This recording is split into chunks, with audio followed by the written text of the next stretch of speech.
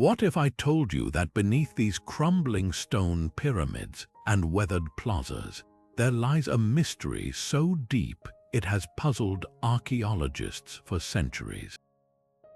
Picture this: you're standing at the heart of the Toltec Ruins, where the wind carries whispers of a civilization that vanished without explanation. These towering structures weren't just built to last, they were designed to tell a story, one we're still struggling to decode. The Toltecs ruled over Mesoamerica with unmatched skill, their influence stretching far beyond their capital at Tula. Yet by the year 1150, their entire civilization seemed to dissolve into thin air, leaving behind only fragments of their greatness. And here's the thing: even today, their ruins guard secrets that defy logic. Take a closer look at these walls. Do you see how the stones align perfectly with the stars on certain nights? Or how some carvings depict figures holding objects modern science can't identify? This isn't just ancient architecture, it's a riddle carved in stone. 30 unsolved mysteries linger here, each one a thread in a tapestry we've barely begun to unravel. Where did their sacred artifacts vanish to? Why did they abandon cities that took generations to build? And how did they achieve astronomical precision without the tools we have today? These questions aren't just academic. They tug at something deeper, something that connects us to the awe and ingenuity of people who walked this earth long before us. This isn't just a tour of ruins. It's an invitation to step into the shoes of the explorers, the historians, and the dreamers who have stood where you are now, gazing up at these structures and wondering what really happened here. Over the next few minutes, we'll uncover clues hidden in plain sight, piece together theories that border on the unbelievable, and maybe, just maybe, get one step closer to solving a mystery that's waited nearly 1,000 years for answers. So tell me, are you ready to dig deeper? One of the most baffling enigmas at Tula lies beneath Pyramid B, what experts call the vanishing pyramid.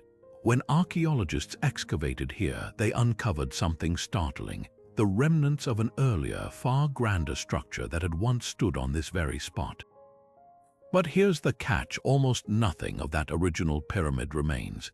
It's as if the entire building was plucked from the earth, leaving behind only a ghostly outline and a foundation that seems to defy logic. This so-called floating foundation is a maze of carefully arranged stones, perfectly leveled yet disconnected from the pyramid that now stands above it. The precision is jaw-dropping, each block fits seamlessly, suggesting the Toltecs had advanced engineering skills we're only beginning to comprehend. But why dismantle a monumental pyramid only to build a smaller one in its place? Theories range from deliberate erasure, perhaps to obscure a ruler's legacy, or hide sacred knowledge, to catastrophic earthquakes that forced the Toltecs to rebuild.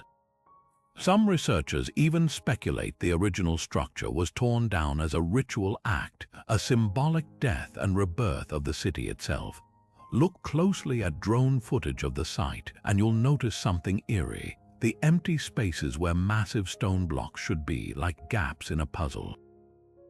CGI reconstructions reveal what might have been a pyramid twice the height of the current one, adorned with intricate carvings of warriors and deities, its staircase aligned precisely with the rising sun during solstices. Yet all that grandeur vanished, leaving behind questions etched into the earth.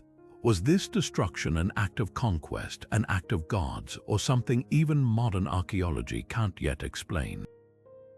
Every stone here whispers a different theory, and none of them agree. Standing sentinel atop Pyramid B, the Atlantean Warriors loom over Tula with an eerie, silent presence. These towering basalt figures, each nearly 15 feet tall, grip weapons in their hands and stare blankly into the distance. But look closer and the mysteries multiply. Every warrior wears an identical feathered headdress, a detail that seems deliberate, almost ritualistic. Why would a civilization known for its artistry repeat the same design so precisely? Some scholars argue these headdresses aren't just decoration, they're coded markers, perhaps tracking celestial events or aligning with sacred star patterns. Then there's the paint, or rather, the lack of it. Traces of pigment still cling to the stone, proving these statues weren't always the dull gray we see today. They were once vibrant, maybe even covered in symbolic colors lost to time. But here's the puzzle: the weathering isn't uniform. Certain sections, like the warriors' chests and weapons, show far more erosion than others. It's as if something or someone systematically scrubbed away key details centuries ago.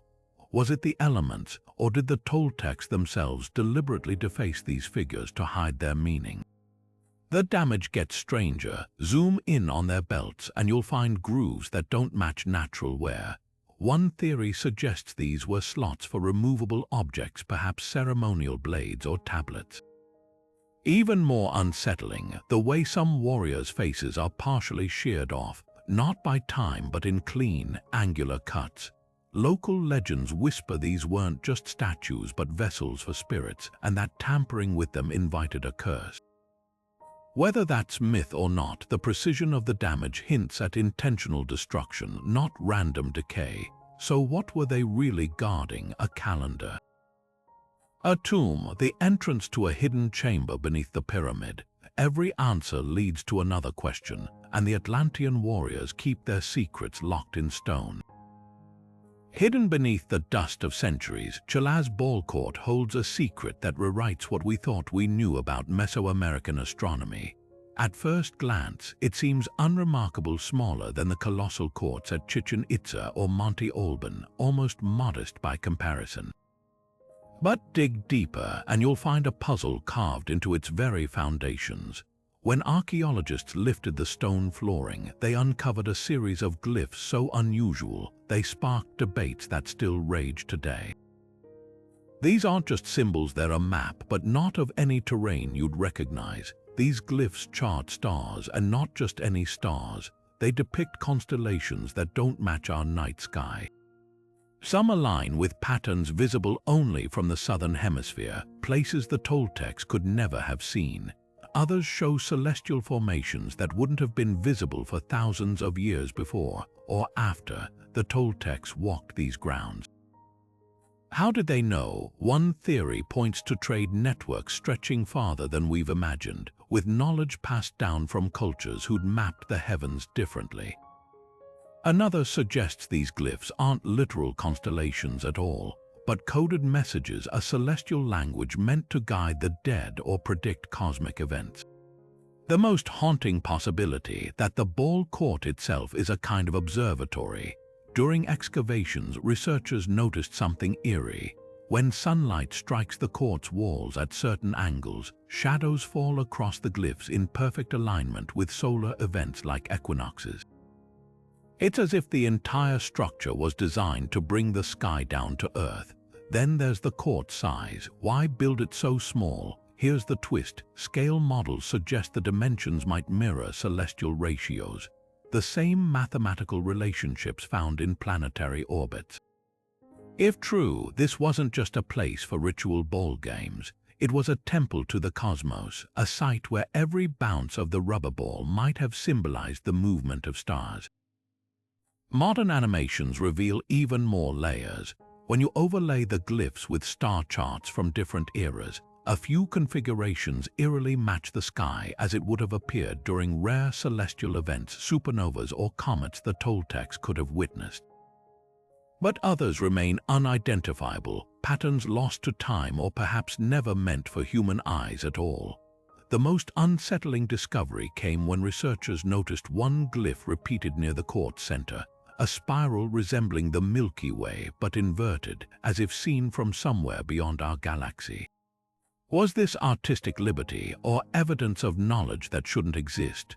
Whether the work of visionary astronomers or visitors from realms we can't yet comprehend, one thing's certain: the ball court's secrets aren't buried. They're hiding in plain sight, waiting for someone to read the stars as the Toltecs did. Among the most perplexing artifacts unearthed at Tula are the shattered remnants of obsidian mirrors, gleaming black shards scattered in the tombs of elite figures, as if deliberately broken and placed with cryptic intent. These weren't ordinary mirrors, crafted from volcanic glass so pure it reflected faces with unsettling clarity. They were sacred objects tied to Tezcatlipoca, the smoking mirror, a deity of fate, power, and unseen forces. But here's the riddle. Why were these mirrors, symbols of divine connection, systematically destroyed and buried in ways that defy every known Mesoamerican burial custom? Archaeologists expected to find whole mirrors resting on the chests of the dead, as seen in other cultures. Instead, they discovered fragments arranged in strange geometric patterns, circles mimicking celestial bodies, lines echoing weapons, even clusters resembling star maps. Some tombs held mirror pieces placed beneath the feet or around the skull, as if guiding or trapping something. Dr. Elena Vasquez, who led excavations at Tula's elite burial complex, describes the discovery as ritual sabotage. The mirrors weren't just broken, they were pulverized with precision, as if to prevent anyone, even the dead, from gazing into them again. Then there's the science. When researchers analyzed the obsidian's molecular structure, they hit another wall. The mirrors contained traces of minerals not native to any known Mesoamerican quarries. X-ray fluorescence revealed something even stranger: microscopic layers of magnetite, a magnetic mineral sandwiched between the obsidian.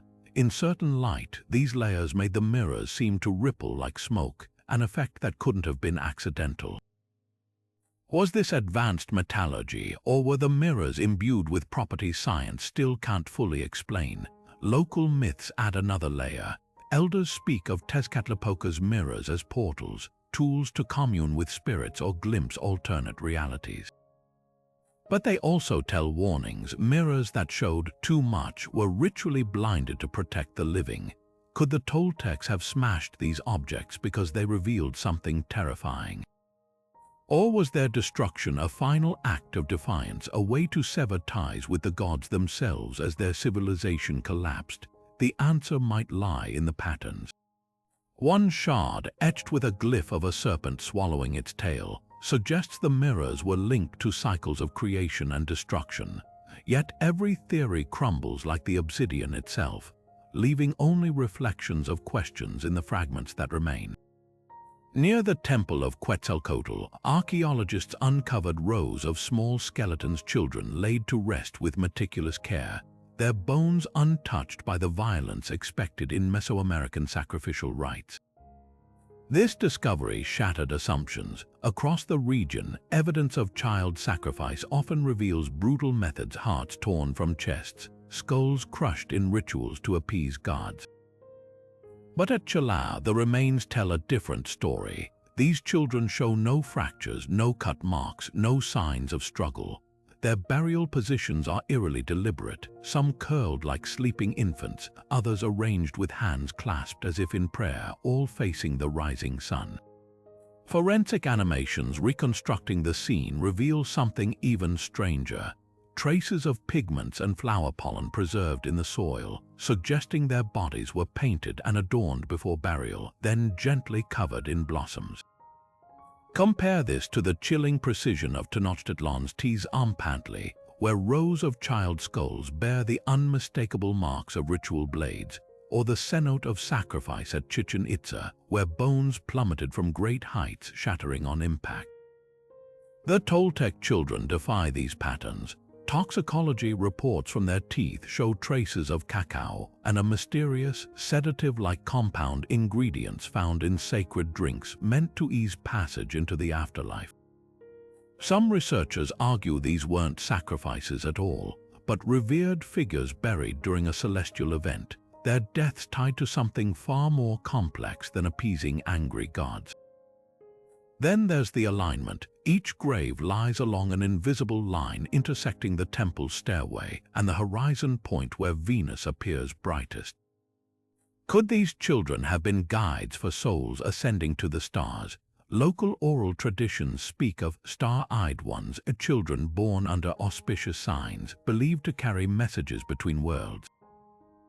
Modern CT scans add another layer. Several skulls show abnormal bone growth consistent with genetic conditions that might have been seen as divine markings. The greatest anomaly, a single child buried apart from the rest, wearing a jade pendant carved with a glyph that translates roughly to the return. Around this skeleton, the earth is scorched not by fire but by an acidic compound still unidentified. Whoever they were, their burial defies every convention, leaving us to wonder, was this a funeral or a preparation for something beyond our understanding? Deep within the ruins of Tula's ceremonial complex, there's a staircase that defies physics. At first glance, it looks ordinary, a series of weathered stone steps leading to a raised platform. But step closer and the illusion shatters. The entire structure appears to float, its base hovering inches above the ground with no visible support. Modern engineers have scanned it with LiDAR and ground-penetrating radar, expecting to find hidden pillars or cantilevers. Instead, they've uncovered nothing but empty space beneath the steps. The staircase isn't just stable, it's held firm for nearly 1,000 years, surviving earthquakes that toppled nearby temples. Three-dimensional models reveal the Toltec's genius. Each step is carved from a single block of basalt, interlocked with neighboring stones in a pattern that distributes weight like a spiderweb. The real marvel lies in the angles. The treads slope slightly inward, transferring gravitational forces sideways into the walls rather than downward, creating a self-supporting arch invisible to the naked eye. Attempts to recreate this design have failed spectacularly. Scale models collapse without the precise tolerances the Toltecs achieved despite modern tools. Some researchers speculate they used a lost technique involving heated stones that expanded into place as they cooled, locking the structure together. Then there's the acoustics. Walk up the steps and your footsteps echo with a strange harmonic resonance, as if the staircase were tuned like a musical instrument. Sonar mapping shows hollow chambers beneath the platform, positioned to amplify specific frequencies. Was this an accident or intentional? The same frequencies are found in Toltec chants to Quetzalcoatl, suggesting the staircase might have been played like a colossal flute during ceremonies. The most haunting detail: at dawn on the spring equinox, sunlight slices through a slot in the temple wall, casting a beam that traces the staircase's shadow onto a carved calendar stone below. For exactly 17 minutes, the shadow aligns with glyphs predicting an event simply labeled the descent. No one knows what it refers to, only that the staircase, against all logic, was built to measure it. In a hidden chamber near the ball court, archaeologists uncovered rows of carved skulls unlike any others in Mesoamerica, not gruesome trophies, but precision instruments humming with secrets. When struck lightly with a mallet, each skull emits a pure, resonant tone spanning a full octave, their pitches flawlessly tuned to frequencies found in nature. The deepest tones match the vibrational frequency of quartz deposits beneath Tula, while the highest mirror the pitch of certain bird species considered divine messengers. This wasn't random craftsmanship. The skulls form a musical scale so exact, modern engineers needed laser interferometers to measure their acoustic perfection. Listen closely to recordings of these tones, and you'll notice something unsettling. The sound waves produce secondary harmonics that seem to cancel out background noise. Experiments in reconstructed chambers prove the skulls could create zones of near silence amid ceremonial chaos, allowing whispered messages to travel unnaturally far. Some researchers believe they functioned as ancient voice amplifiers, turning murmurs into clear projections across crowded plazas. Others argue the tones triggered physiological effects. Brainwave scans reveal their frequencies induce theta-state trances, the same mental state sought by Toltec shamans during visions. The carvings themselves deepen the riddle. Each skull bears minute striations along the jawline, not decorative but mathematical. When mapped, these grooves align with the Fibonacci sequence, a pattern governing everything from seashell spirals to galactic arms. Stranger still, X-rays reveal hollow channels winding through the skull's interiors like labyrinthine flutes, sculpted to manipulate airflow in ways that shouldn't be possible without metal tools. Replicas made with diamond-tipped drills fail to match their acoustic purity. Local lore speaks of the chorus of the ancestors, a ritual where priests struck the skulls in sequences that supposedly summoned winds or predicted droughts. Modern acousticians testing this claim made a chilling discovery played in a specific order. The tones generate infrasound waves known to induce vertigo and even visions. Were these skulls ancient sonic weapons, healing devices, or something more profound? A forgotten language where music replaced words and every note held the weight of a prophecy? The answer might lie in their placement. The skulls were found arranged in a circle, facing inward, as if listening to each other across centuries. Perhaps they weren't meant for human ears at all. Buried beneath layers of volcanic ash near Tula's outskirts, a discovery rewrote history: a circular stone slab, 3 feet in diameter, etched with markings so precise they sent shockwaves through the archaeological community. At first glance, it resembled other Mesoamerican calendars, tracking the sun and moon in familiar cycles. But when researchers deciphered the innermost ring of glyphs, they uncovered calculations that shouldn't exist, a detailed record of Venus's movements accurate to within hours of modern astronomical data.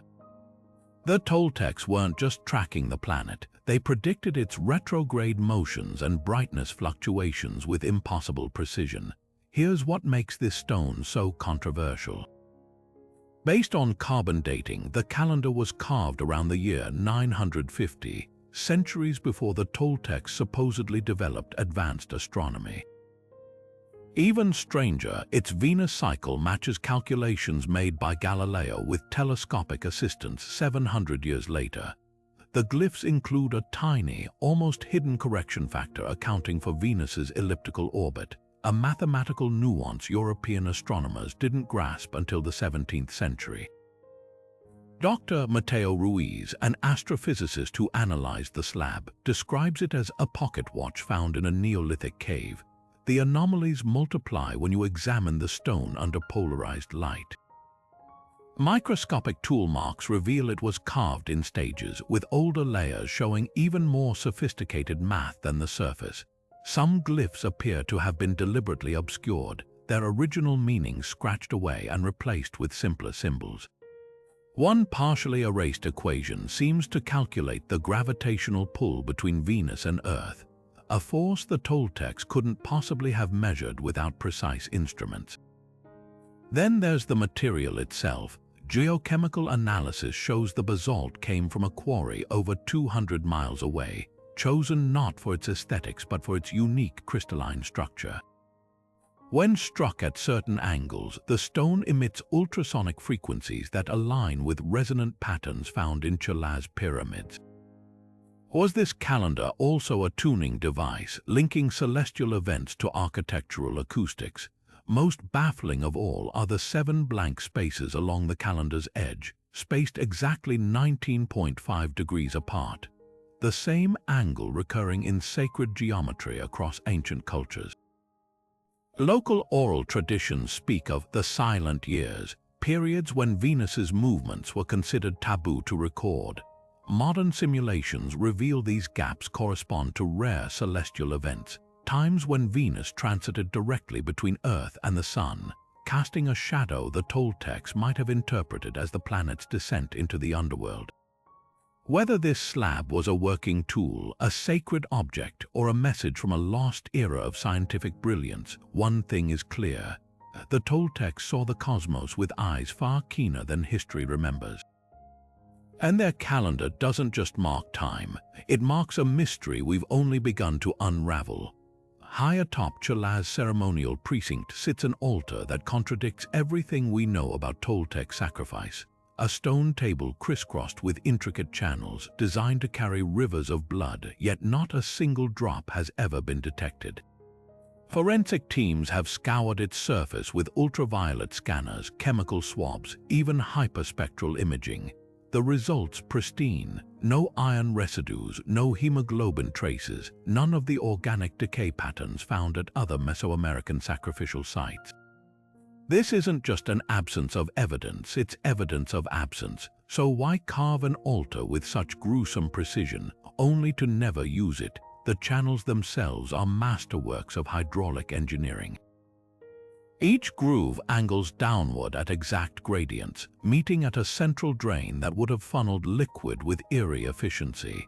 Replicas prove they could handle staggering volumes, enough to suggest mass sacrifices. Yet the stone remains clinically clean, as if scrubbed with methods beyond modern science. Some researchers point to a botanical clue: microscopic traces of a soapy, citrus-like compound embedded in the pores of the rock.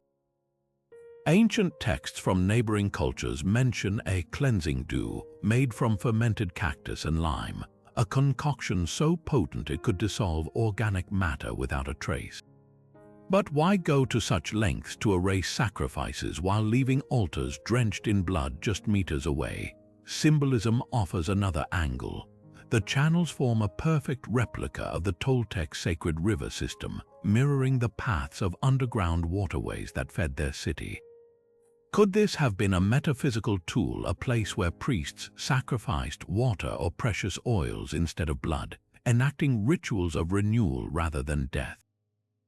Infrared scans reveal something even more provocative: heat patterns suggesting the altar was repeatedly warmed before use, as if to vaporize liquids before they could leave traces.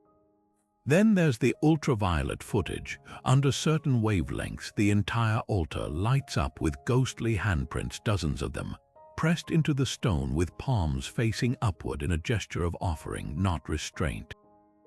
No weapons, no struggle, just silent communion. Perhaps the greatest sacrifice here wasn't blood, but the illusion of violence itself, a secret rite where the Toltecs rewrote the rules of devotion, leaving behind an altar that whispers instead of screams. Look closely at the weathered backs of the Atlantean warriors, and you'll notice something the Toltecs never meant to be obvious: ghostly secondary faces peering from the stone. These aren't mere artistic flourishes. Enhanced imaging reveals full portraits carved with deliberate subtlety, their features only emerging under raking light or digital magnification. One statue hides the serene visage of a woman, her lips parted as if whispering. Another conceals the snarling muzzle of a jaguar, its teeth bared in a silent roar. The most unsettling, a third face that shifts expression depending on the angle, smiling when viewed from the left, weeping when seen from the right. Why carve what few would ever see? Some scholars argue these hidden faces represent dual identities: warriors embodying both human and divine natures, or perhaps ancestors spiritually bound to the statues. Infrared scans reveal something stranger. The backs of the heads contain hollow chambers, tiny resonating spaces that amplify specific frequencies when wind passes through. Experimental reconstructions prove these could produce faint, voice-like sounds, suggesting the statues weren't just monuments but instruments designed to speak during ceremonies. Then there's the placement. Each hidden face aligns precisely with architectural sightlines, the weeping one visible only from the high priest's platform, the jaguar glimpsed solely by those kneeling at the base of the pyramid. Was this a form of ritual theater where secrets revealed themselves based on your rank or role? Or perhaps a safeguard knowledge hidden in plain sight, accessible only to those who knew where to look? The most provocative theory comes from Dr. Isel Mendoza, who noticed the secondary faces mirror constellations only visible during Chile's rainiest months. Her team's simulations show that when storm clouds gather, the statues' shadows stretch across the plaza, projecting their hidden faces onto nearby walls like a celestial slideshow. Were the Toltecs encoding weather predictions into stone, or did they believe these faces came alive when the heavens opened? Every angle offers a new enigma, and every enigma refuses to surrender its truth. Among the most perplexing gaps in Toltec archaeology is this: how could a civilization capable of carving basalt with surgical precision leave behind almost no metal tools? The evidence is etched into every stone wall and statue at Tula. drill marks so clean they suggest diamond-tipped bits, grooves cut with unwavering straightness, and intricate details that would challenge modern artisans. Yet apart from a handful of corroded copper fragments, metal seems to have vanished from the archaeological record entirely. X-rays reveal the ghostly truth. Scans of carved surfaces show microscopic traces of iron and bronze embedded in the stone, like fingerprints left by tools that no longer exist. The Great Metal Purge theory emerges from this paradox. According to excavations near Tula's defensive walls, workers uncovered pits filled not with broken pottery or everyday refuse, but with something far more unusual: slag. Heaps of it, all bearing signs of deliberate melting. Metallurgists analyzing these deposits made a chilling discovery: the melted metals weren't just scrap. They came from high-quality alloys: bronze mixed with exact percentages of arsenic for hardness, copper blended with tin for flexibility. These weren't discarded tools, they were treasures systematically destroyed. Historical accounts from nearby civilizations add another layer. Aztec codices describe the Chichimec invasions, waves of nomadic warriors who swept through the region around the time of Tula's collapse, as burners of metal.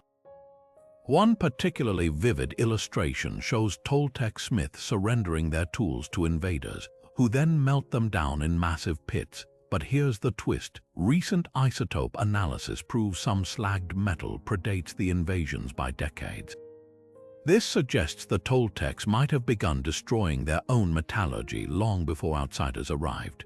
Why? Three haunting possibilities emerge. First, ritual obliteration, a belief that metalworking knowledge was too sacred to risk falling into enemy hands. Second, ecological necessity. Some researchers argue the Toltecs depleted local tin and copper mines, forcing them to recycle aggressively.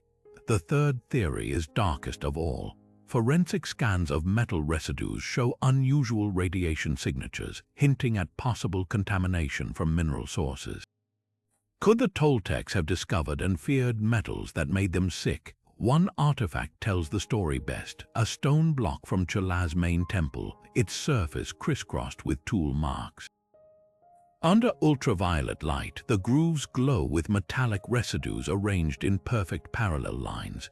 Whatever made these cuts wasn't just hard, it was self-sharpening, leaving behind alloys modern blacksmiths struggle to replicate.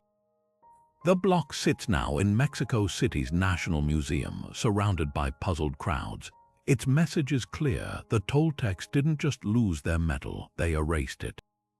And the reason remains locked in those ghostly tool marks, whispering of a technology too advanced or too dangerous to survive.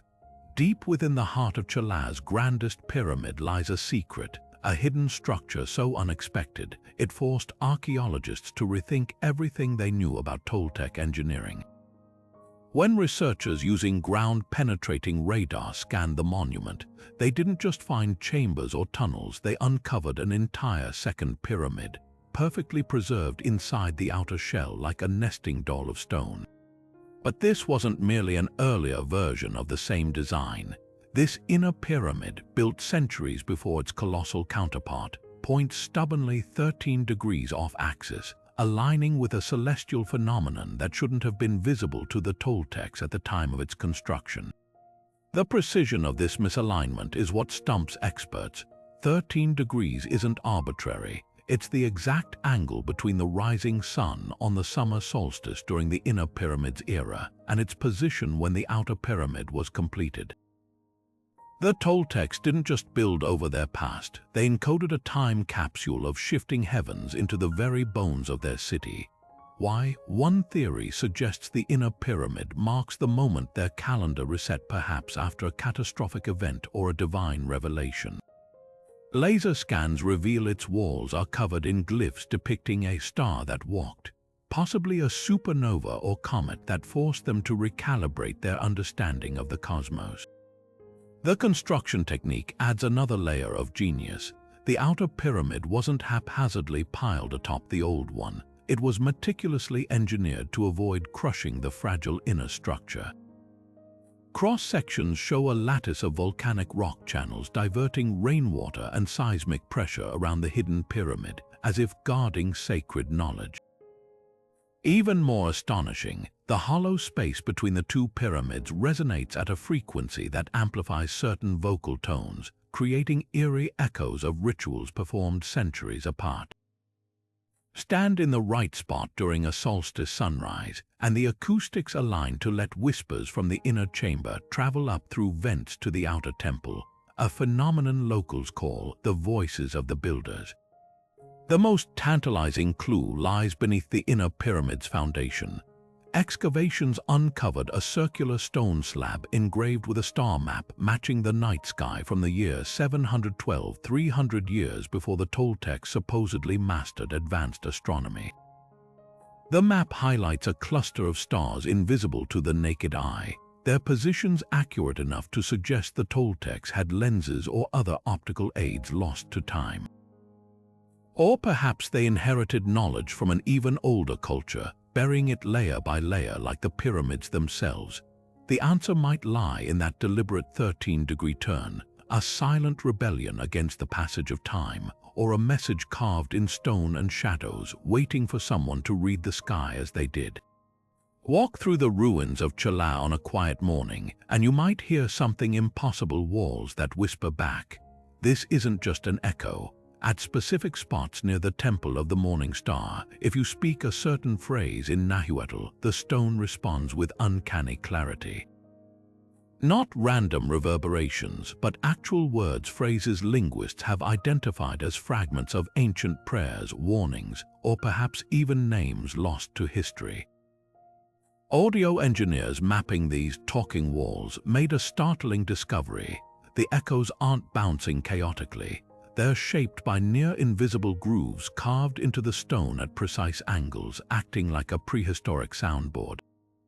When certain syllables hit these grooves, the wall amplifies and refines them, stripping away extra noise until only the intended word remains.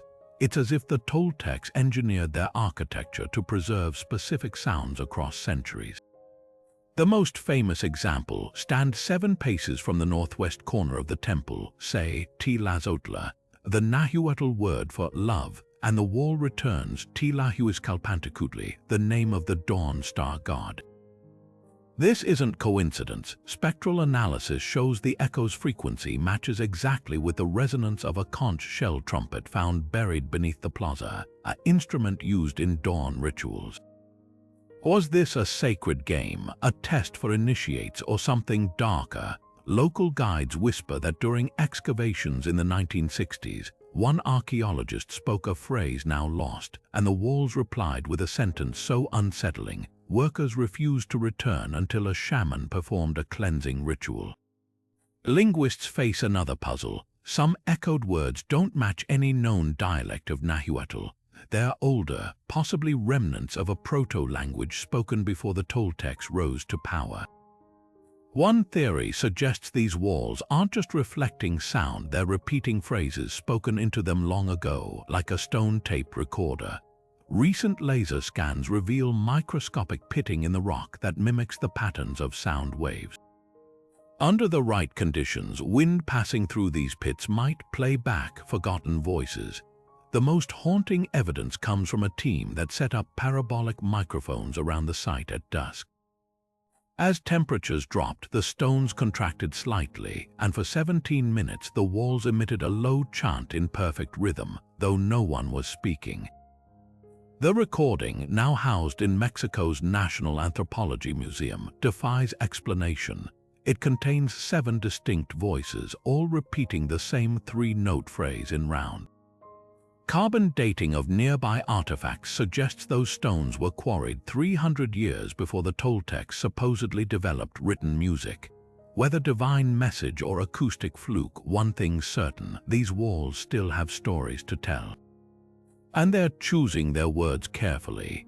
At the center of Tula's ceremonial plaza lies a platform that shouldn't exist, a massive stone slab that glistens with moisture even under the scorching midday sun. Archaeologists first dismissed it as a trick of the light until thermal cameras revealed the impossible.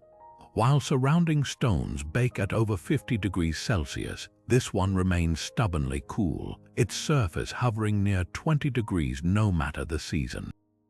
But the real shock came when microscopes exposed the reason: a labyrinth of hair-thin channels crisscrossing the stone, each no wider than a human blood vessel, carved with precision that would challenge modern laser tools. These aren't cracks or natural fissures. They're engineered, forming a microscopic irrigation system that somehow pulls humidity from the air and spreads it evenly across the surface. The science defies logic. When researchers injected dyes into the channels, the liquid moved uphill against gravity, pooling in intricate geometric patterns that mirror constellations.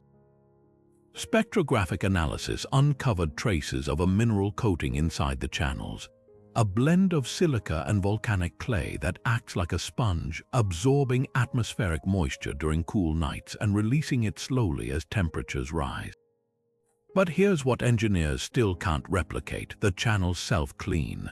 Over centuries, not a single one has clogged with dust or debris, though no tool could possibly reach inside to maintain them. Thermal imaging adds another layer of mystery. At dawn, the slab emits faint heat signatures in pulsing waves, as if the stone itself breathes. These temperature fluctuations sync with underground water flows detected by seismic scans, except there's no visible connection between the platform and the aquifers below.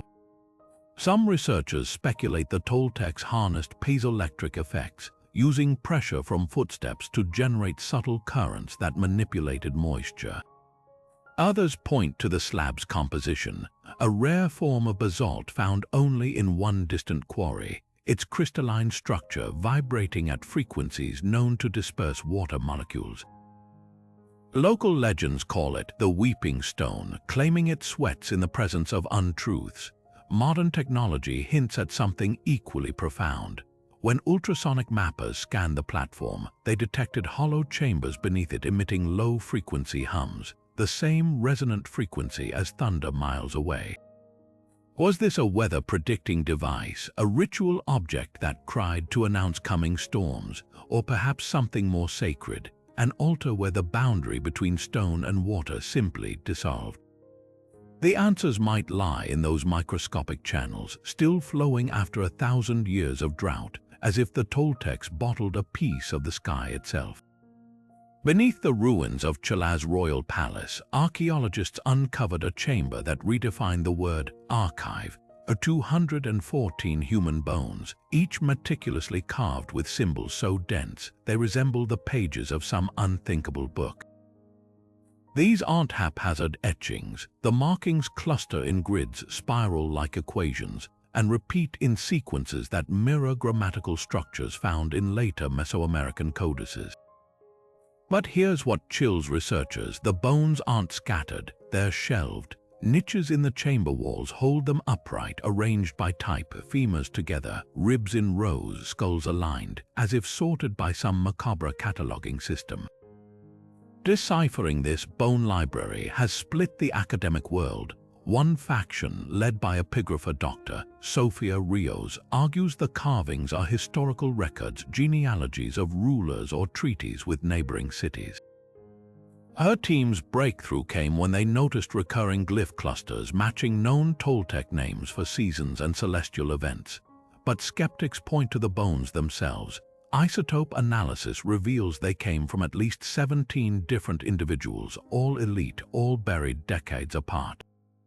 Why spread a single document across generations of corpses? Then there's the materiality. Under ultraviolet light, the carvings glow faintly, infused with a mineral compound that resists erosion.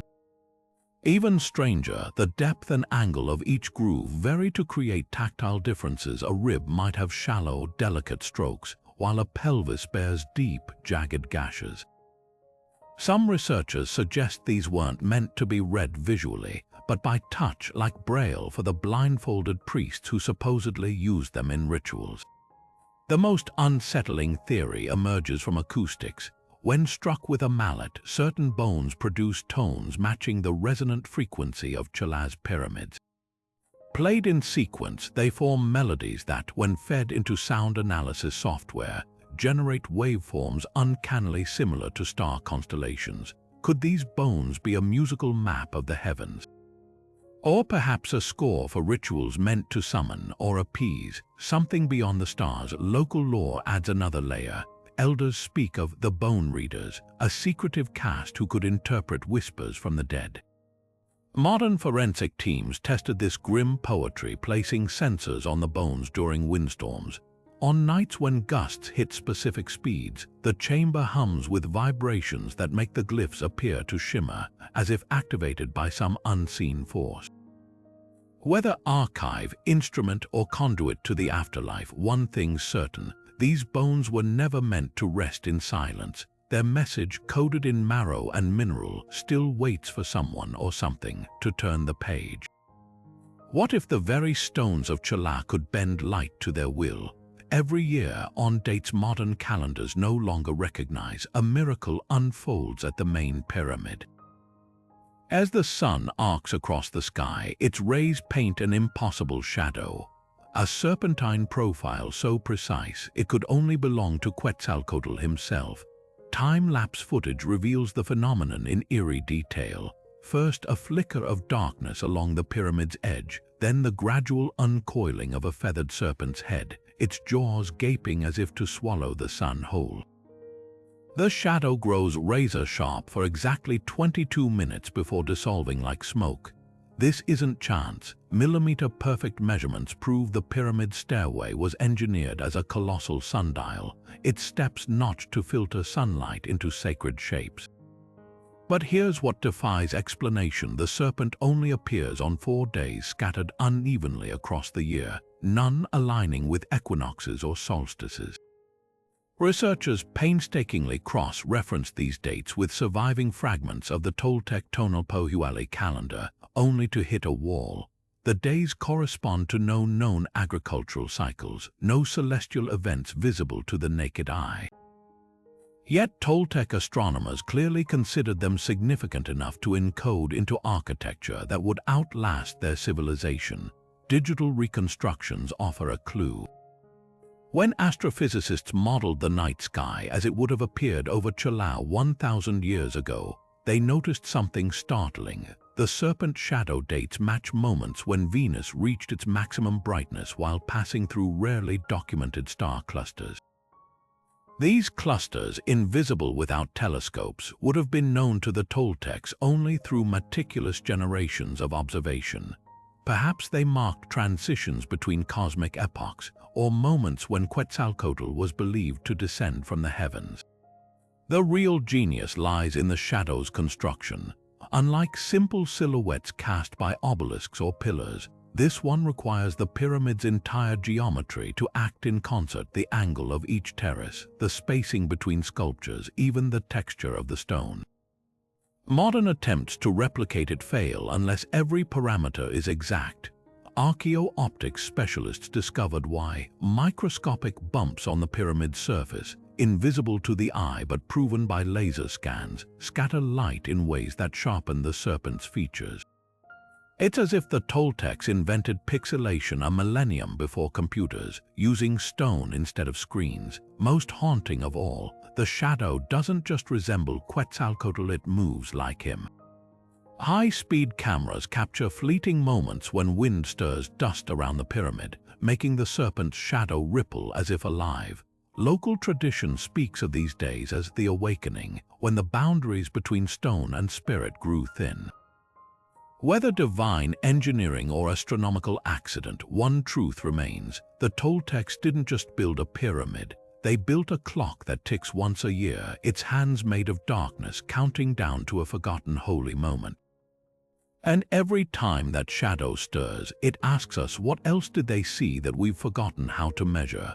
Among the most baffling discoveries in Tula's sacred chambers is a collection of objects that defy the laws of physics. Ceremonial artifacts so lightweight, they seem to float in the hands of those who hold them.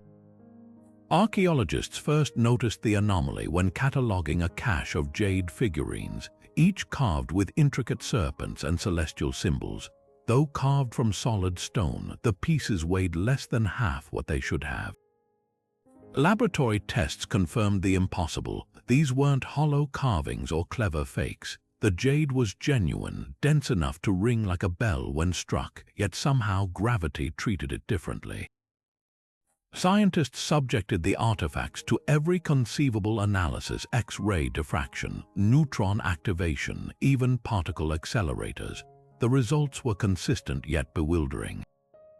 The jade's molecular structure showed signs of an ancient heating process, one that somehow altered its density without compromising its strength.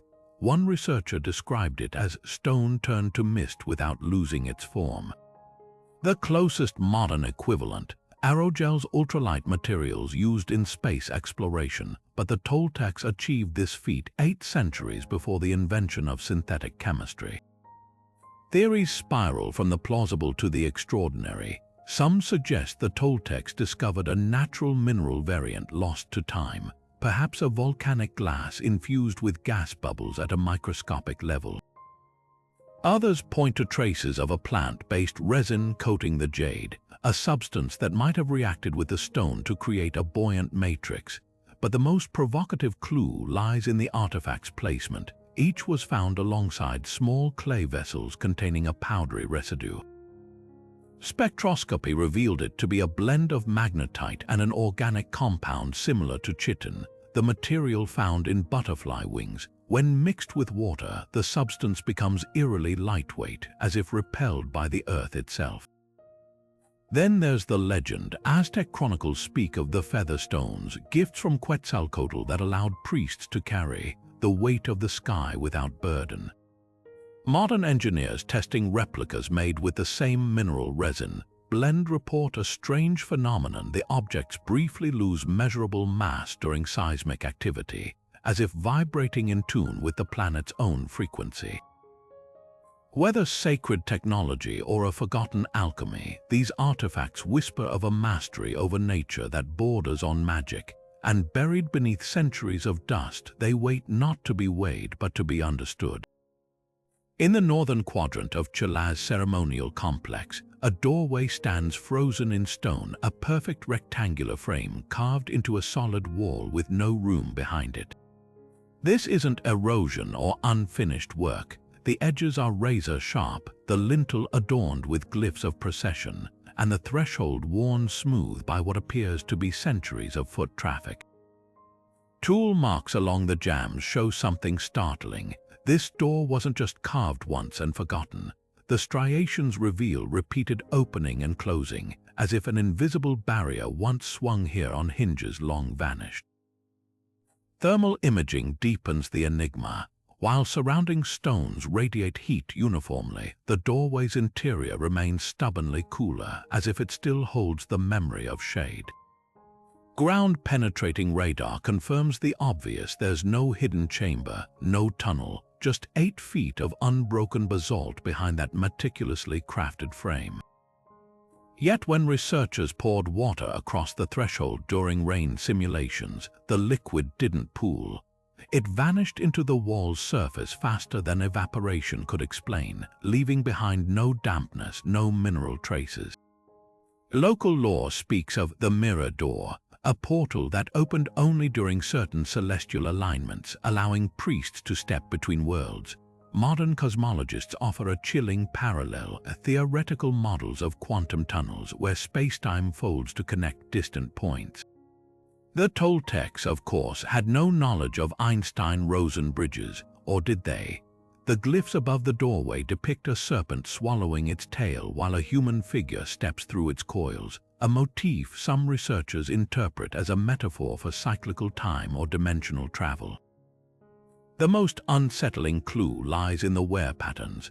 LiDAR scans show the floor stones directly in front of the doorway are depressed nearly 2 inches deeper than surrounding slabs, as if generations of people stood here waiting for something. Footprint analysis reveals hundreds of overlapping impressions, most facing the door, some showing signs of hesitation, toes curled, weight shifted back. Whatever ritual unfolded here, it wasn't symbolic. People treated this as a functional entrance, their bodies recording a collective expectation that defies modern logic. At dawn on the spring equinox, a beam of sunlight slices through a slot in the opposite wall, striking the doorway's center. For exactly 4 minutes, the entire frame hums at a frequency detectable by seismic sensors, a phenomenon that vanishes the moment the light moves on. Engineers have tried replicating the effect with mirrors and lasers, but the resonance only occurs with natural sunlight on that single day. Whether sacred theater or a technology we've yet to comprehend, one fact remains: to the Toltecs, this wasn't a door to nowhere. It was a doorway to somewhere we can no longer see.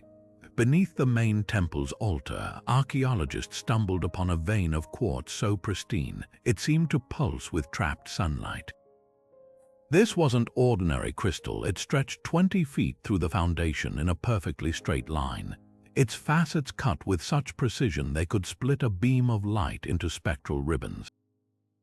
The moment researchers saw it, they realized this was no accident of geology.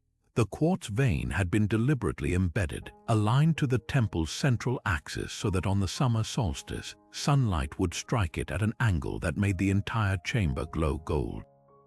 But the real mystery lies in what happens when light hits the quartz at other times. Infrared imaging reveals the crystal stores energy like a battery. After years of exposure to ceremonial fires, it still emits faint thermal signatures when shaded.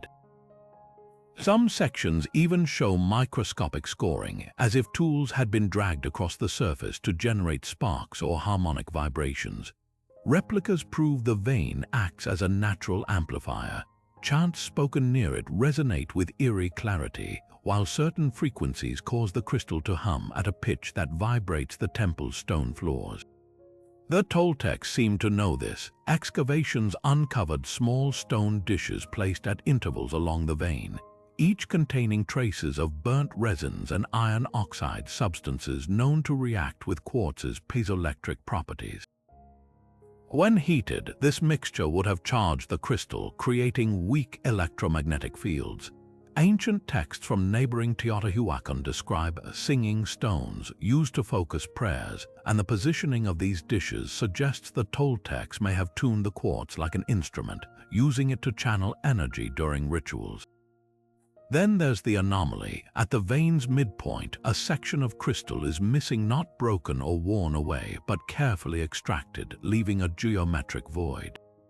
LiDAR scans show this empty space aligns with a hidden conduit in the ceiling, one that funnels rainwater directly onto the quartz during storms. Laboratory tests reveal something astonishing. Water flowing over this specific type of charged quartz generates measurable electrical currents. Was this their version of a sacred generator, or perhaps a purification system, using the crystal's natural properties to imbue water with what they saw as divine energy?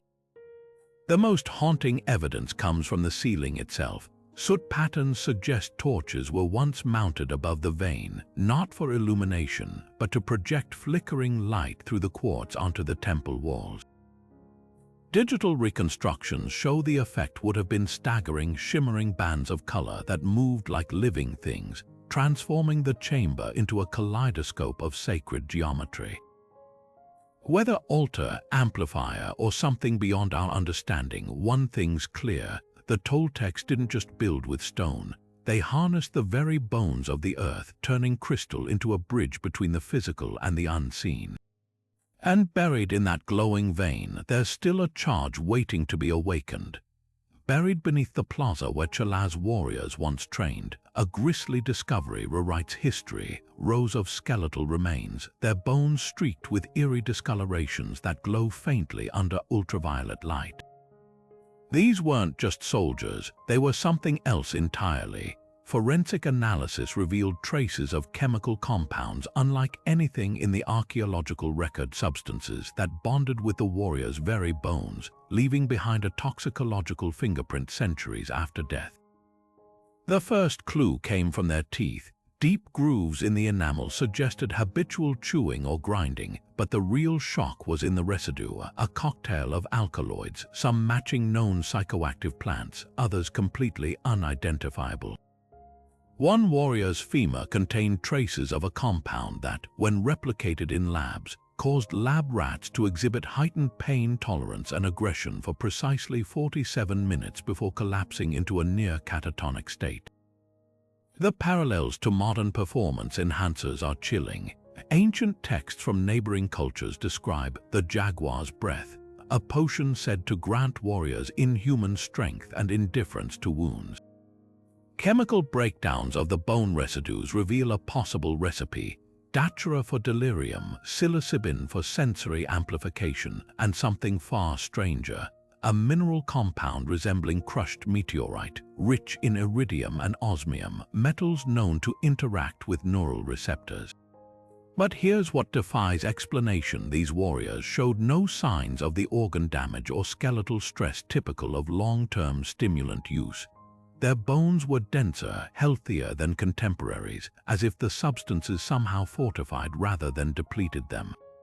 Then there's the delivery method. Nestled among the ribs of one skeleton, archaeologists found a ceramic vial containing a tar-like substance. Gas chromatography identified over 30 active compounds, including a molecule that mirrors modern amphetamines, but with a twist: it's bonded to a protein that slows absorption, creating a timed release effect. This wasn't crude drugging, it was precise biochemical engineering, a pharmacological toolkit designed for battle. Modern comparisons only deepen the mystery. Special forces today use stimulants like modafinil for endurance, but those drugs leave clear metabolic scars. The Toltec compounds show no such damage, suggesting they somehow bypassed the body's natural toxicity thresholds. Even more unsettling, some skeletons display cranial modifications, holes drilled in precise patterns, their edges smoothed by healing. Local legends speak of the opened ones, warriors who volunteered for trepanation to make room for the gods. Brain scans of the skulls reveal something uncanny.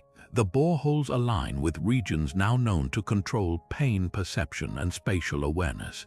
Whether sacred surgery or something closer to neuroscientific experimentation, one thing's clear: these warriors weren't just taking drugs. They were rewriting their own biology, fusing chemistry and ritual into a combat technology we're only beginning to comprehend. The final enigma lies in the timing.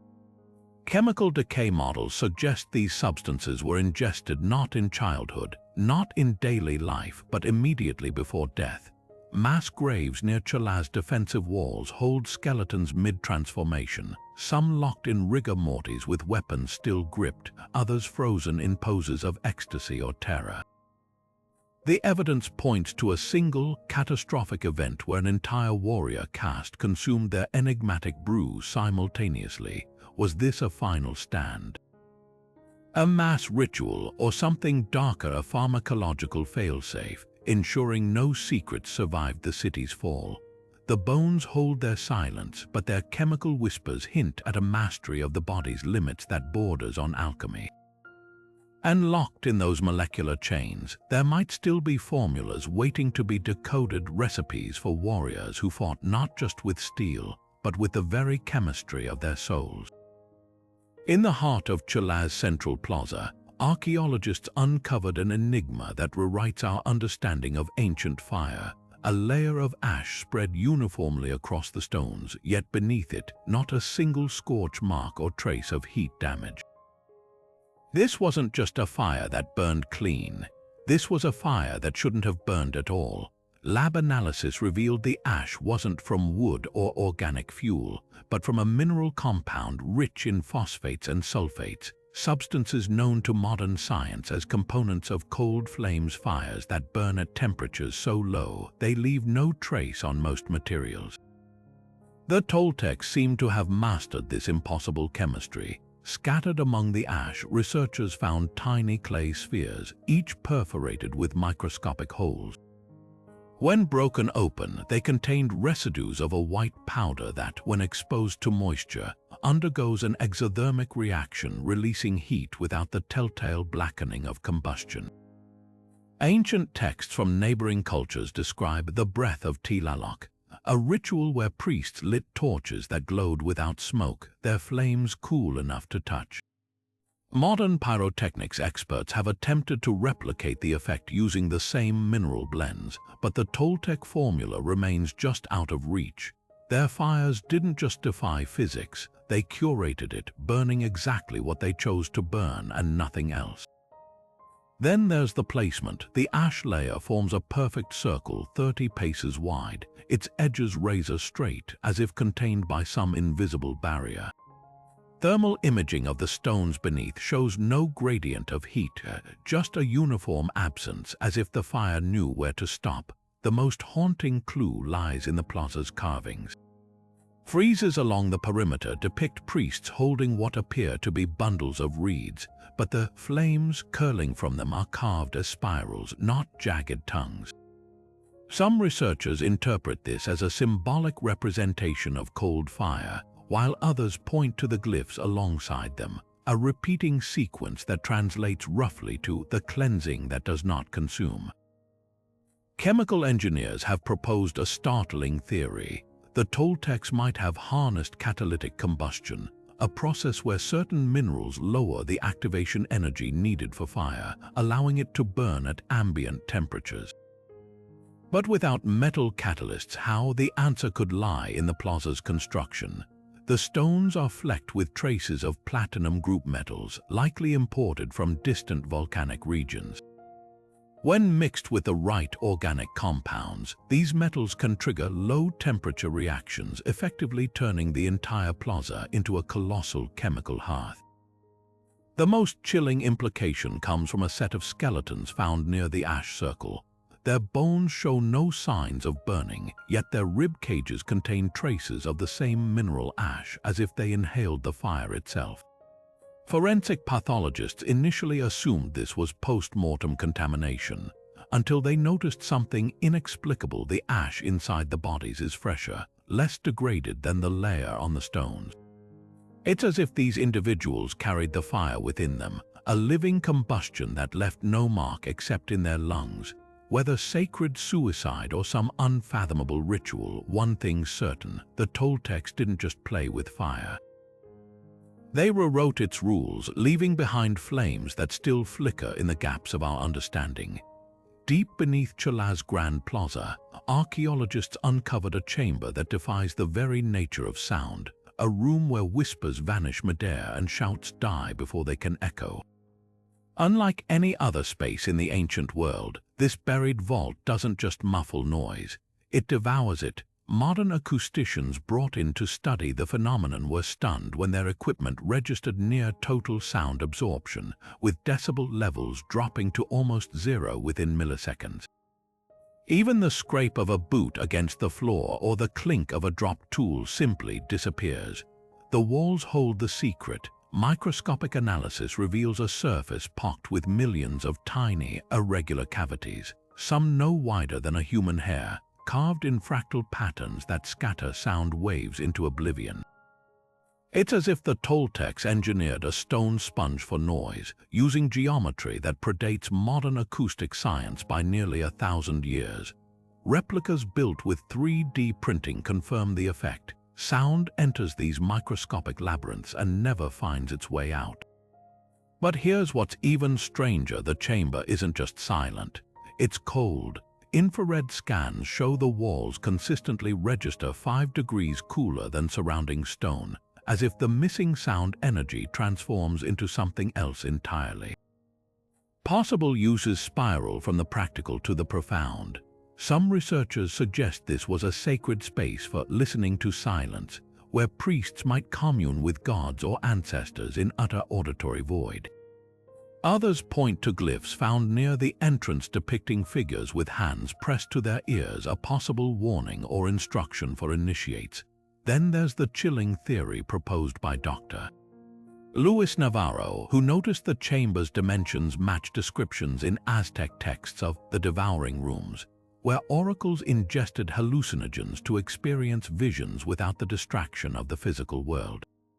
The most haunting clue lies in the ceiling. A single, fist-sized hole pierces the chamber's apex, aligned perfectly with the zenith star on the winter solstice. On that night, when starlight streams through the opening, The chamber's acoustics shift dramatically, sound suddenly ricochets in perfect crystalline echoes. It's as if the Toltecs built a cosmic switch, transforming the space from a soundless void into a resonant vessel for one night a year.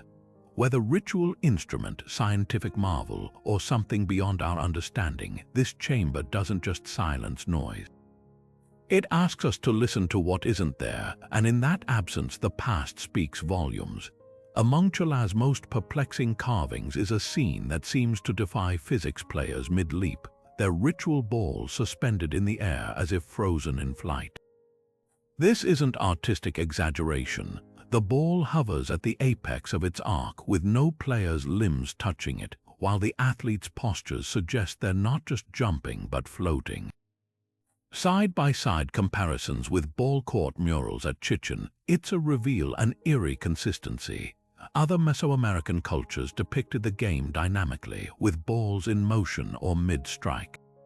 But at Tula, the carvings capture a single impossible moment: weightlessness carved in stone. Modern analysis deepens the riddle. The floating ball's position aligns with grooves in the quartz walls that produce harmonic resonance when struck. Experimental archaeologists found that striking certain stones with a rubber ball at the correct angle generates vibrations strong enough to make the ball momentarily hover, an acoustic levitation effect the Toltecs might have harnessed during rituals. But here's what defies replication.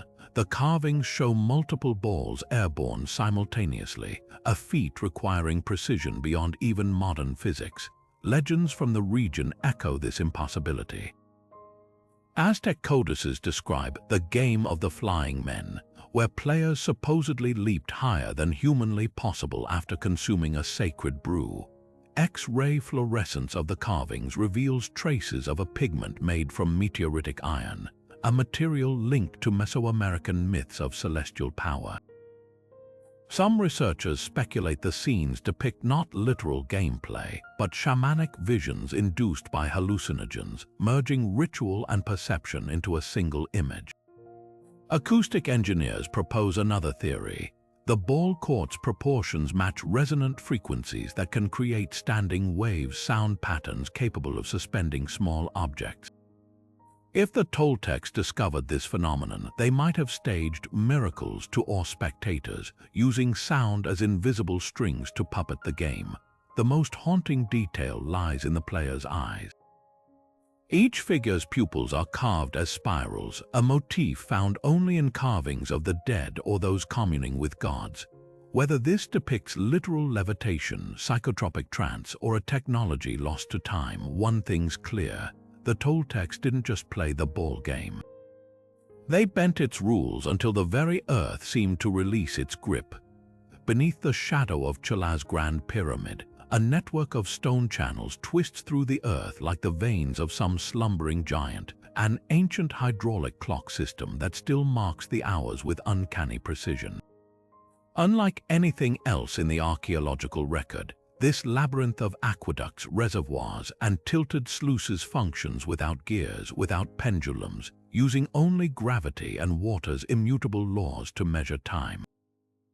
The moment researchers first poured liquid into its chambers, the system stirred to life as if it had been waiting centuries for someone to ask it the hour. Watch it in action and the genius unfolds. Water trickles from a central cistern into a sequence of graduated bowls, each carved with minute precision to fill at exact intervals. The first fills in 15 minutes, its overflow spilling into the next, calibrated for 30. By the time the chain reaction reaches the final basin, an entire day has been measured with an error margin smaller than modern mechanical clocks from the 1800s. But here's the miracle: the system self-corrects. Seasonal variations in water viscosity. The channels widen or narrow imperceptibly to compensate evaporation. Underground springs replenish the cistern through fissures the Toltecs engineered to capture condensation. Modern hydrologists have spent years reverse engineering the principles. The key lies in the bowl's shapes, not hemispheres, but parabolic curves that alter flow rates with mathematical elegance. When replicated with 3D printed models, the system keeps time more accurately than early pocket watches. Yet the Toltecs built this without the calculus or fluid dynamics we rely on today. Their secret might lie in the glyphs flanking each channel, symbols that translate to celestial events, suggesting they borrowed rhythms from the cosmos itself. The true wonder emerges at dawn. As sunlight strikes the main reservoir, a hidden stone panel heats up, expanding just enough to tilt a counterweight. This triggers a cascade, gates open, channels realign, and the entire system resets with no human intervention. Archaeoengineers call it a liquid automaton, a clock that winds itself using thermal energy.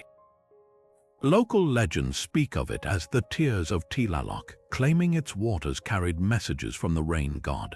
The most haunting detail, the final basin doesn't drain like the others.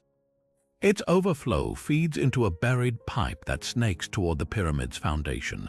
Sonar scans reveal it empties into a chamber deep below, a room whose walls vibrate at a frequency that matches the clock's daily cycle. Whether alarm, offering, or some unfathomable ritual, one thing's clear: this wasn't just a timepiece, it was a heartbeat, and after 1,000 years of silence, it still ticks. Among the most startling discoveries in Tula's warrior burial sites are skeletons that defy human biology, bones so dense they ring like iron when struck. Forensic analysis reveals these warriors had bone mass up to 40% thicker than modern athletes, with femurs capable of withstanding pressures that would shatter ordinary skeletons. The mystery deepens when you examine the microscopic structure. Cross-sections show a lattice-like pattern unseen in normal bone growth, as if their bodies were reforged from the inside out. How did they achieve this superhuman resilience? One clue lies in the warrior's vertebrae. Deep grooves along the spinal column suggest musculature far beyond modern bodybuilders, hinting at years of grueling training with weighted packs or suspension exercises. But brute strength alone doesn't explain the bone's near-impossible durability. Laboratory tests detected traces of a mineral-rich compound embedded in the bone matrix, a blend of calcium, strontium, and a rare volcanic silica that modern science uses to reinforce ceramics. This wasn't accidental. Isotope analysis of their teeth shows these warriors consumed water from springs flowing through specific mineral deposits, suggesting a deliberate dietary regimen to transform their skeletons over decades. Geneticists uncovered another layer to the puzzle. DNA extracted from the bones reveals mutations in the LRP5 gene, a variant linked to extreme bone density in modern medical case studies. But here's the twist: these warriors shared nearly identical mutations, a statistical impossibility without selective breeding or controlled lineage. Carvings near their tombs depict trials where young recruits leaped between stone pillars, a possible elimination ritual to weed out those without the right hereditary traits.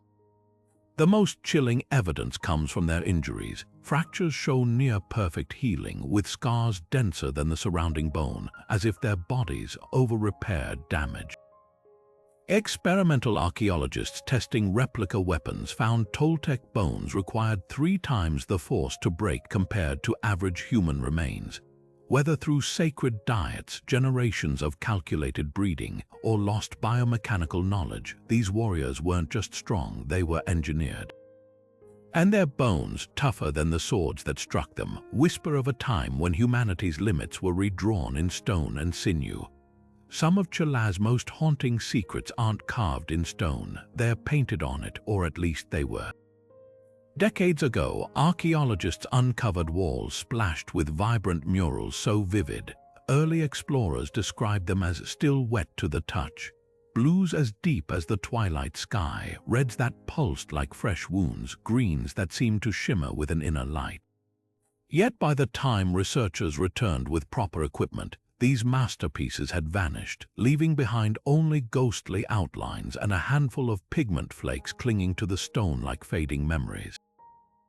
The speed of their disappearance defies natural decay. Murals in Egypt's dry tombs last millennia, while jungle-covered Mayan frescoes endure centuries of humidity. But Tula's pigments didn't just fade, they evaporated within years of exposure to air. Chemical analysis of the remaining flecks reveals a recipe unlike any other ancient paint. Instead of mineral-based pigments bound with plant resins, the Toltecs used a volatile blend of organic compounds, cactus enzymes, fermented mollusk secretions, and a mysterious crystalline powder that reacts explosively to oxygen. Modern conservators compare it to capturing lightning in a jar. These colors were never meant to last. Why create art destined to self-destruct? One clue lies in the few surviving sketches made by early archaeologists. The murals depicted not static scenes, but sequences warriors mid-transformation, serpents uncoiling across multiple panels, even celestial events like eclipses progressing over time. Some researchers believe these weren't mere decorations, but ritual animations meant to be played by torchlight. The pigment's fleeting nature might have been intentional, ensuring the images could only be seen during specific ceremonies before vanishing like visions. The most provocative theory comes from spectral imaging. When scientists scanned the blank walls with multispectral cameras, they detected molecular shadows where the paint had been. Under specific wavelengths, faint afterimages emerged, not just colors but layered compositions. One wall revealed 3 distinct paintings superimposed over one another, each chemically erased before the next was applied. This wasn't decay, it was palimpsest as performance, a sacred cycle of creation and dissolution mirroring the Toltec belief in cyclical time. Local tradition offers a chilling footnote. Elders speak of the hungry colors, claiming certain murals absorbed the breath of those who viewed them too long. Modern science lends eerie credence to this legend. Residue tests found traces of atropine and scopolamine hallucinogens that could vaporize from heated paint, turning the very air psychedelic. Perhaps the murals didn't fade. Perhaps they migrated from the walls to the minds of those who witnessed them, leaving the stones bare but the memories indelible. Among the wreckage of vanished pigments, one anomaly endures. A single patch of turquoise in an otherwise blank corridor, glowing as brightly as the day it was painted. The secret, it's not paint at all, but a living biofilm, a symbiotic colony of bacteria and algae engineered to secrete color. Toltec science didn't just vanish with their civilization. In this one shimmering fragment, it's still alive. Tucked between Tula's crumbling walls stand structures that laugh in the face of earthquakes, buildings that have weathered centuries of tremors with barely a crack, while modern constructions miles away lie in ruin. The secret isn't luck, it's engineering so advanced it rivals today's seismic tech. Take the Temple of the Columns, a towering structure built atop a foundation that shouldn't work. Instead of rigid stone slabs, the Toltecs layered rounded river stones beneath its base, creating a dynamic buffer that allows the entire temple to shift slightly during quakes, dissipating energy like a dancer adjusting to uneven ground. Modern engineers call this principle base isolation, a technique we only rediscovered in the 1970s after decades of skyscrapers collapsing. But the Toltecs implemented it with nothing but stone and geometry. What really stuns seismologists are the walls themselves. Cross-sections reveal a lattice of vertical and horizontal stones notched together like 3-dimensional puzzle pieces, allowing micro-movements along fault lines without structural failure. Computer simulations show these interlocking designs redistribute stress in ways that mirror cutting-edge, seismic invisibility cloaks, where buildings channel earthquake waves around rather than through them. The genius hides in the details. Each stone has slight variations in thickness, creating irregular gaps that absorb vibrations instead of amplifying them. When researchers tried replicating the technique with perfectly uniform blocks, the models shattered under simulated quakes. Imperfection, it turns out, was their precision. Compare this to modern solutions like Tokyo's skyscrapers with massive hydraulic dampers or San Francisco's retrofitted bridges with flexible joints. The Toltecs achieved similar results using nothing but carefully chosen rocks and an intimate understanding of how forces travel through stone. Their columns aren't vertical but lean slightly inward, transferring lateral forces downward into the earth. Their doorways aren't rectangular but trapezoidal, a shape proven to withstand shearing forces better than right angles. Even their mortar tells a story. Analysis shows it contains crushed volcanic glass, creating a flexible bond that bends rather than snaps. The ultimate test came during the 2017 Puebla earthquake, when modern buildings collapsed near ruins that barely registered the tremor. Drone footage captured something extraordinary. As the ground shook, Tula's pyramids swayed almost imperceptibly like trees in wind, their weight distribution and tapered designs preventing resonant frequencies from building to destructive levels. Contemporary engineers now study these ruins not as relics but as masterclasses in passive survivability. The most humbling realization: we're just beginning to decode techniques the Toltecs took for granted, like the way they aligned entire city blocks along natural fault lines to let the earth move through rather than against them. Their architecture didn't fight nature, it spoke nature's language, and 1,000 years later, those stones are still whispering their secrets. Beneath the very stones of Tula, a crimson-stained layer of sediment tells a story that defies belief. Geological evidence suggesting the skies once opened not with water, but with what can only be described as blood rain. Drill cores extracted from the city's ceremonial center reveal a distinct stratum of rust-colored mineral deposits, sandwiched between layers of ordinary soil like a wound in the Earth's memory. This isn't mere oxidation or iron-rich clay. The particles are too fine, too uniformly dispersed, as if the entire city was dusted by some unfathomable atmospheric event.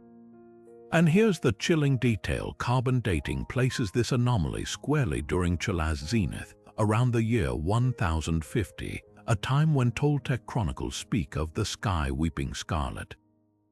Geochemists have dissected this layer molecule by molecule. The leading theory points to a phenomenon known as red rain, documented in modern India and Sri Lanka, where winds carry microscopic algae or fungal spores from distant deserts, tinting precipitation with organic pigments.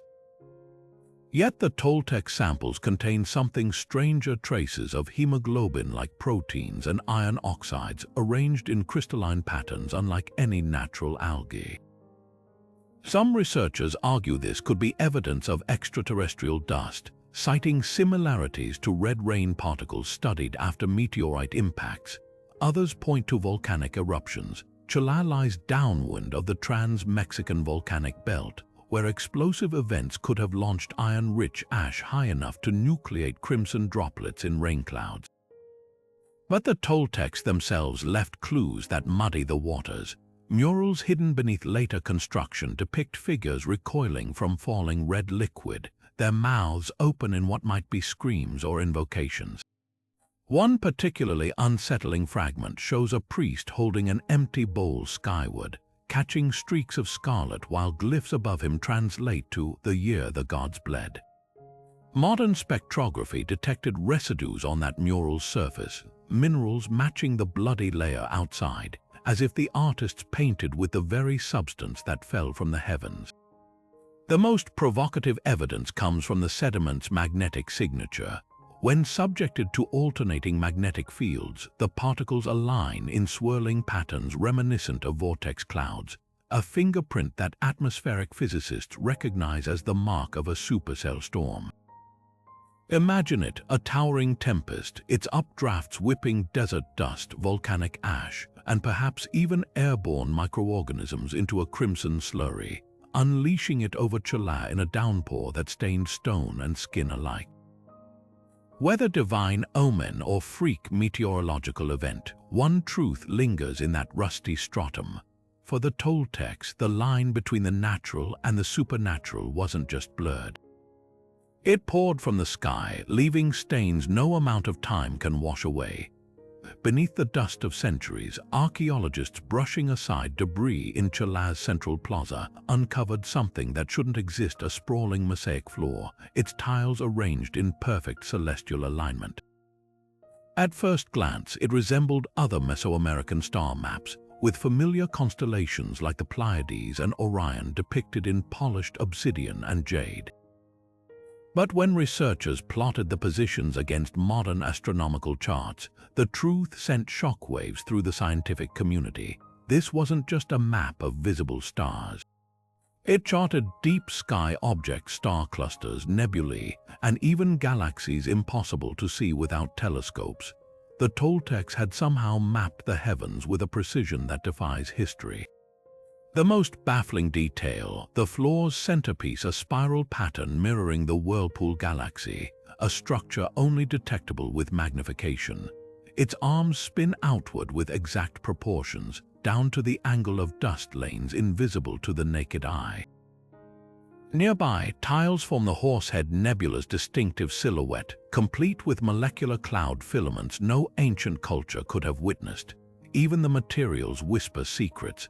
The dark regions between stars use tiles infused with magnetite, a mineral that would have made those areas subtly magnetic, as if the Toltecs understood these weren't empty voids but dense cosmic fields. How did they know? One theory points to the mosaic's hidden layers. When archaeologists lifted a section, they found an older, simpler star map beneath it, one showing only bright stars. Over centuries, successive generations appear to have refined it, adding fainter objects with each iteration.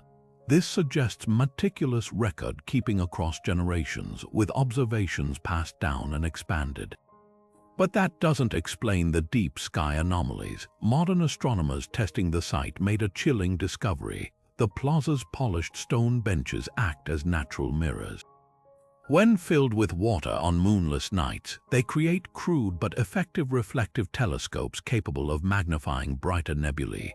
Combine this with the Toltecs' legendary patience documenting slight changes over lifetimes, and suddenly the impossible seems plausible. Then there's the outlier, a cluster of tiles near the mosaic's edge depicting a star system with 3 exoplanets. No such configuration is visible from Earth, even with today's telescopes. Unless researchers found matching symbols in a previously ignored codex describing the far wanderer's glimpse through the smoking mirror. Some speculate this refers to Tezcatlipoca's obsidian mirrors, which, when heated and cooled rapidly, develop fractal imperfections that can distort light. Could the Toltecs have stumbled upon a primitive lensing effect, or did they inherit knowledge from an even older, lost civilization? The most haunting clue lies in the floor's alignment. It's not a static map, it's a time capsule. Certain stars are positioned as they would have appeared not in the Toltec era, but 12,000 years earlier during the last ice age. This matches oral traditions of the first sky, a celestial arrangement taught by gods who walked when the world was young. Whether sacred memory or scientific reckoning, the mosaic doesn't just chart space, it encodes time. And in those glittering tiles, the Toltecs left a challenge: to see the heavens not as they are, but as they once were, and perhaps as they knew them to be. The greatest mystery of Tula isn't carved in stone or painted on walls. It's written in absence. Walk through the city's silent plazas today, and you'll notice something chillingly inconsistent with typical abandonment. No scattered tools from frantic flight, no evidence of looting or siege, just stillness, like a clock whose hands froze mid-tick. The Toltecs didn't just leave their capital. They stepped out of history itself, leaving behind meals half-eaten, workshops mid-craft, and altars still warm from sacred fires. Take the Northern Artisans' Quarter, where archaeologists uncovered a scene suspended in time. A scribe's workspace held an unfinished codex, its pigment still wet when the brush was dropped. Nearby, a potter's wheel preserved the thumbprints of its last user, the clay vessel collapsing in on itself as if the hands shaping it simply vanished. Even the invaders don't fit the narrative. Toltec warriors, long blamed for Tula's fall, left no traces of occupation, no altered architecture, no layers of foreign artifacts. The city didn't fall, it emptied. The most damning evidence lies in the bones. Mass graves near the ceremonial center hold skeletons with no signs of violence, no blade marks, no trauma, just poses of eerie repose.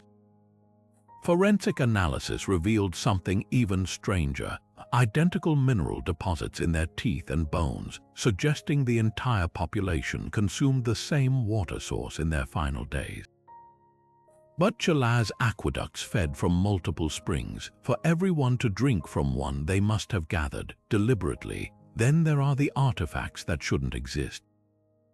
In a sealed chamber beneath the Temple of the Morning Star, researchers found stacks of personal belongings, sandals, jewelry, children's toys neatly arranged as if awaiting retrieval. Most haunting, the absence of dust. These items were placed there shortly before the city's end, not abandoned centuries prior. Even more puzzling are the guide stones, small obsidian markers placed along Tula's streets, all pointing northeast toward the sacred mountain of Cerro Zacuco.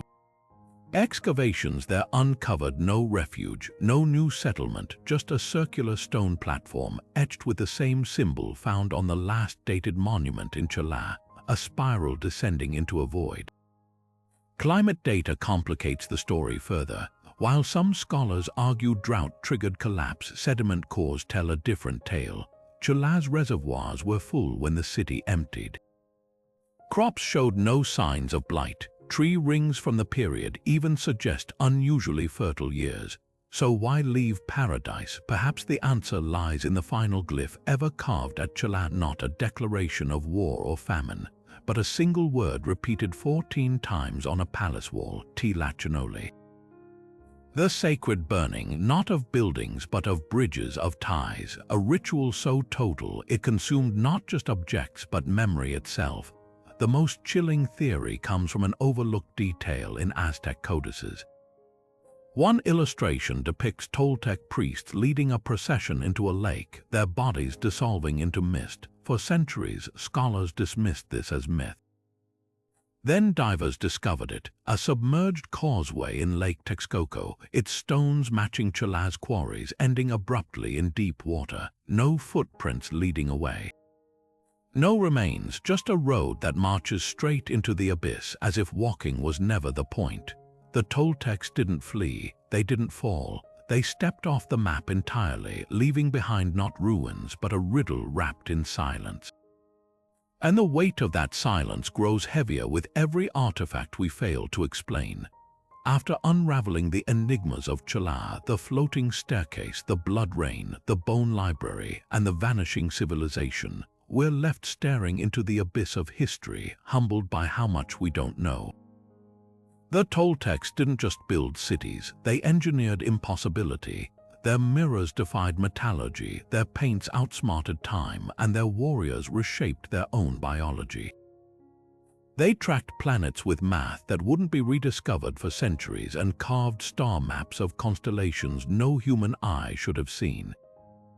Every artifact whispers the same unsettling question: were they geniuses who cracked codes we're still struggling to decipher, or did they inherit or borrow knowledge from something beyond our understanding?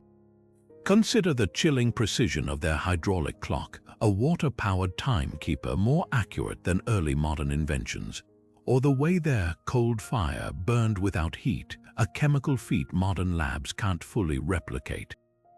Even their ruins mock disaster: pyramids that dance with earthquakes, walls that swallow sound, and a doorframe that leads nowhere, yet wore down from generations of use. These aren't just curiosities, they're fingerprints of a civilization that played by different rules. And then there's the silence: no collapse, no exodus.